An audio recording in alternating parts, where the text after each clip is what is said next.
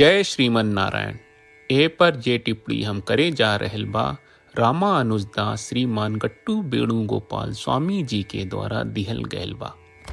अध्याय 10 विभूत योग श्लोक 39। यच्चापि सर्वभूतानां बीजं तदहं अर्जुन न तदस्ति विना यत् स्यात् मया भूतं चराचरम्। ओम।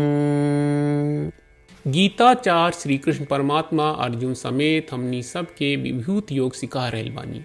परमात्मा कहत बाड़न कि अर्जुन हम सब जीव के मूल कारण हई। सब जीव में से कौनो जीव चाहे ऊ चलत होखे आ स्थिर हमरा बिना अस्तित्व में ना हो सकी। जैसे श्री कृष्ण परमात्मा कह रहल बाड़न कि ऊ सब जीव के बीज हवे और कहत बाड़न कि हर परिस्थिति में ई सृष्टि में ऐसन कौनो चीज नहीं के जौना में ऊ अंतर्यामी ना हई।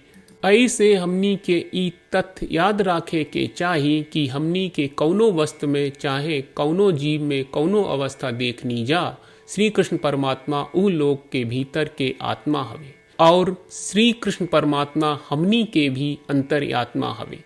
श्री कृष्ण परमात्मा आ श्रीमन नारायण के समर्पण करत घरी जीवन सार्थक बनावे के कोशिश करत घरी हमनी के श्री कृष्ण परमात्मा के वचन के श्लोक के रूप में दोहरावे के कोशिश करी जा।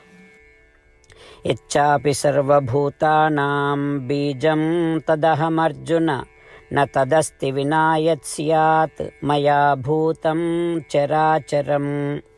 श्रीमन्नारायण करिष्ये वचनं तव। सर्वं श्रीकृष्णार्पणमस्तु। जय श्रीमन्नारायण। श्रीमद् भगवत गीता का पूरा सार श्री कृष्ण परमात्मा ने अध्याय 18वें के श्लोक 65 से 70 में 8 काम करे खातिर दिले बाड़े। श्री कृष्ण कहले हम ओ लोगन से प्रेम करनी जो लोग इन 8 बातन के मान तारे। हम ओ भक्तन के हर तरह से रक्षा करब।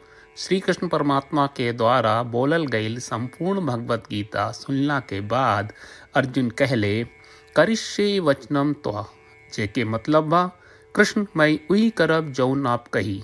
यही कारण बा श्री कृष्ण अर्जुन के हर तरह के सफलता आ विजय प्रदान करेले। आई परमात्मा के आपन व्रत देई कि हमनी के ये 8 गौ कर्म के पालन करी जा। ई वचन परमात्मा के देवे से बड़न कौनो पूजा तपस्या यज्ञ नहीं। हम 8 प्रण कहब जौन हमनी के करे के चाहिए। आप सब कृपया इन्हन के आपन दिमाग और दिल में सोची। श्री कृष्ण के आपन वचन देवे के ई तरीका में हमनी सबकी कल्पना करे के चाहिए कि श्री कृष्ण का चेहरा खुशी से चमकत बा और खुशी के एहसास करत बा। जय श्रीमन नारायण। यहाँ हमनी के 8 वादा बा। हमनी के पहला वादा, हे श्रीमन नारायण आपका निर्देश के मुताबिक हम हमेशा तोहार ध्यान करब और तोहार बारे में सोचब। हमनी के दूसर वादा, हे श्रीमन नारायण आपका सलाह का अनुसार हम हमेशा आपका भक्त रहब। हमनी के तीसर वादा, हे श्रीमन नारायण हम आपन सब काम तोहरा सेवा के रूप में और तोहरा संतुष्टि खातिर करब।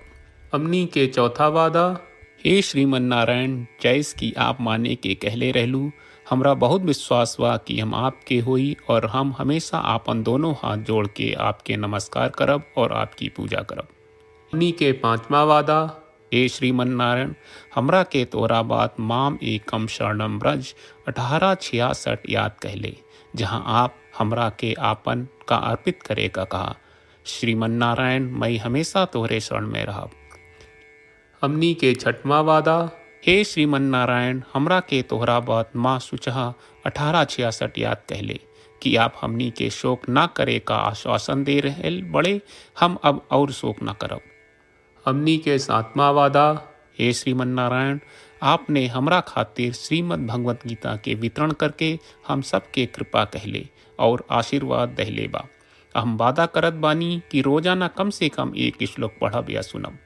हमनी के 8वां वादा, हे श्रीमन नारायण आप गीता के पूरा मानवता तक ले गयलू। हम गीता में आपके दिव्य वचन के उन भक्तन तक पहुँचावे के प्रयास करब जे गीता से अपरिचित बा। हे श्रीमन्नारायण, हम उई करब जौन तू करे का कहब। हम ऐसन व्यवहार करब जैसन आप चाहत बानी और हम खाली आपका खातिर काम करब। श्रीमन्नारायण के रोज आपन वचन देहल कि हम ओइस करब जैस आप कहत बानी। ई अपने आप में बड़न पूजा बा। श्रीमन्नारायण करशे वचनम त्वा। श्रीमन्नारायण, हम तोरे निर्देश के मुताबिक काम करब। सर्वम श्री कृष्ण अर्पणम अस्तु। जय श्रीमन्नारायण।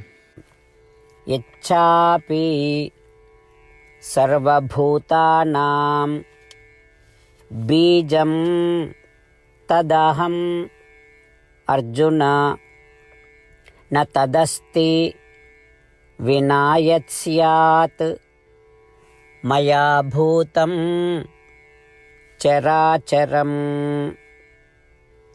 ॐ इच्छापि सर्वभूतानां बीजं तदहमर्जुन न तदस्ति विना यत् स्यात् मया भूतं चराचरम्।